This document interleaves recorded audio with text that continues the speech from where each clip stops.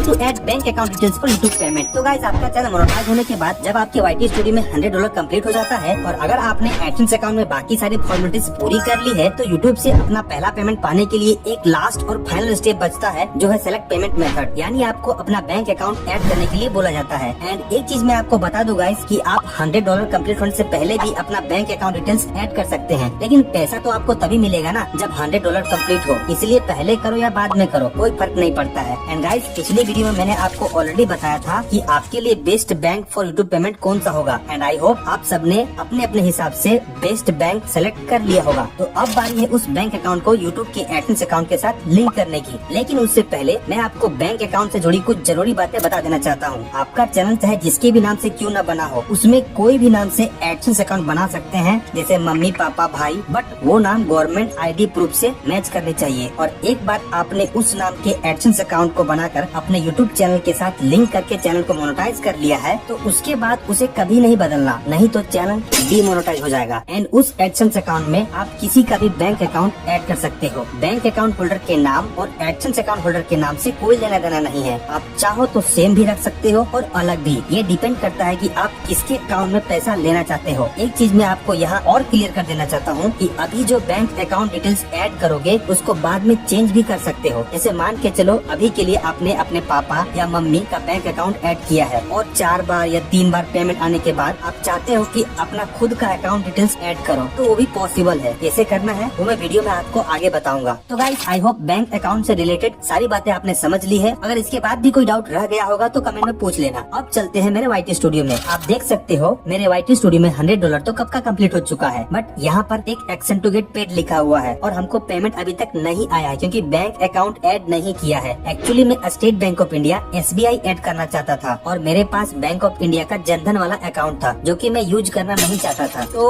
अब मेरे पास SBI का अकाउंट है और अब इसको मैं ऐड करूंगा। एंड गाइस जब आप अपने YT स्टूडियो को डेस्कटॉप मोड में ओपन करोगे एंड अर्न सेक्शन में जाओगे तो यहाँ पर भी आपको कुछ इस तरह का मैसेज दिखाई देगा, getting paid, action required, provide a form of payment. नीचे लिखा है add a form of payment. एक बात यहाँ पर जान लो गाइस, आपका चैनल मोनेटाइज होने के बाद जो स्टेप करनी है, जो स्टेप लेनी है, वो सब यहीं पर आपको एक एक करके बताते रहेगा। अच्छा हाँ, मैं यहाँ पर आपको सारी प्रोसेस टैबलेट में दिखा रहा हूँ, लेकिन सेम प्रोसेस मोबाइल में भी कर सकते हो, दोनों में कोई डिफरेंस नहीं है। आप यहाँ पर डायरेक्टली गेट स्टार्टेड पर क्लिक करके अपने एडसेंस अकाउंट में लॉगिन हो सकते हो और नहीं तो क्रोम ब्राउजर में सर्च करना एडसेंस अकाउंट लॉगिन और अपनी जीमेल ID सिलेक्ट करके लॉगिन हो जाना। फिर आपको कुछ इस तरह का इंटरफेस दिखाई देगा जिसमें आप देख सकते हो ऊपर लिखा है एक्शन रिक्वायर्ड। एंड जब आप गो टू पेमेंट पर क्लिक करोगे तो इस तरह का पेज ओपन हो जाएगा जहाँ पर आप देख सकते हो रेड कलर का वार्निंग आ गया है। इसमें लिखा है to receive payment please choose a valid payment method, यानी हमको बैंक अकाउंट डिटेल्स ऐड करने के लिए बोल रहा है। अगर आपको ये वाली पेज ओपन नहीं हो रही है तो लेफ्ट साइड में पेमेंट वाले सेक्शन में जाकर के पेमेंट इन्फो पर क्लिक करना, फिर आपको इस तरह का पेज ओपन हो जाएगा एंड आप ऐड पेमेंट मेथड पर क्लिक करना, तो फिर आपको वही वाली पेज ओपन हो जाएगी। अब यहाँ पर आप देख सकते हो आपकी ट्रांजेक्शन डिटेल्स है, नीचे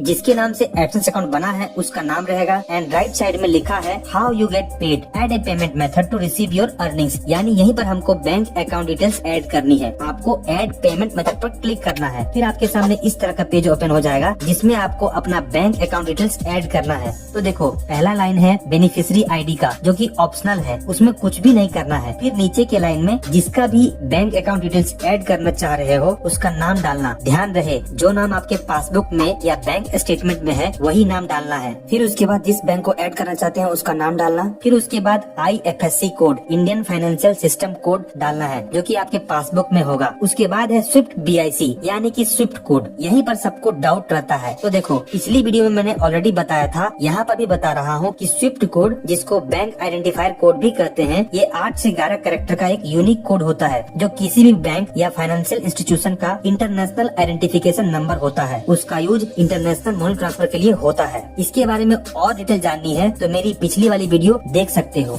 तो भैया ये स्विफ्ट कोड आपके पासबुक में प्रिंट नहीं रहता है, इसके लिए आपको अपने बैंक में जाना होगा और अपने बैंक मैनेजर या फिर जो कस्टमर को डील करते हैं उससे बात करनी होगी। बहुत सारे लोग अलग अलग मेथड बताते हैं स्विफ्ट कोड पाने के लिए, लेकिन उसमें थोड़ा सा भी मिस्टेक रहा तो आपका पैसा फंस सकता है, फिर बाद में बैंक दौड़ना पड़ेगा। इसलिए पहले ही जाकर बैंक वालों से बात करिए कि मैं एक यूट्यूबर हूँ और मुझे गूगल एडसेंस से पेमेंट आने वाली है, वो पेमेंट डॉलर में होगी जिसके लिए मुझे स्विफ्ट कोड चाहिए। बैंक मैनेजर आपकी बात समझेगा, क्यों नहीं समझेगा, आखिर आप उसके कस्टमर हो। अगर बैंक मैनेजर आपको बोले कि हमारे ब्रांच का स्विफ्ट कोड अवेलेबल नहीं है तो आप उसको बोलिए कि उस एरिया का जो मेन ब्रांच है, जो सिटी का मेन ब्रांच है, उसका स्विफ्ट कोड दीजिए, उससे आपका काम हो जाएगा। फिर आपको वो स्विफ्ट कोड यहाँ पर डालना है। उसके बाद अकाउंट नंबर, जिसको आपको बहुत ही केयरफुली डालना है एंड दोबारा नीचे यहाँ पर डालना है। ध्यान रहे अकाउंट नंबर 2 बार 3 बार वेरीफाई कर लेना। उसके बाद सब कुछ सही से चेक कर लेना, फिर सेव पर क्लिक कर देना है। जिसके बाद आपको कुछ इस तरह का पेज खुलेगा, जिसमें आप देख सकते हो हमने जो अकाउंट नंबर डाला था उसका लास्ट 3 डिजिट यहाँ पर दिख रहा है और जिसके नाम से भी बैंक अकाउंट है उसका नाम यहाँ पर शो होगा। मैंने सिक्योरिटी रीजन के लिए इसको ब्लर किया है। फिर आपको एक मेल भी आएगी कि आपका पेमेंट मेथड अपडेट हो चुका है, यानी आपका बैंक अकाउंट सक्सेसफुली ऐड हो चुका है। अब गाइस बात करते हैं कि अगर आप चाहते हो कि जो बैंक अकाउंट आपने डाला है उसमें पैसा 1 बार 2 बार या 3 बार लेने के बाद आपको लगता है कि आपकी बैंक की सर्विसिंग अच्छी नहीं है, या मान के चलो कि आपने पहले कुछ महीने या कुछ साल तक अपने मम्मी या पापा के अकाउंट में पेमेंट लिया, अब आप चाहते हो कि अपने बैंक अकाउंट में पैसा ले, तो वो भी पॉसिबल है। कैसे करनी है? तो इसके लिए फिर से अपने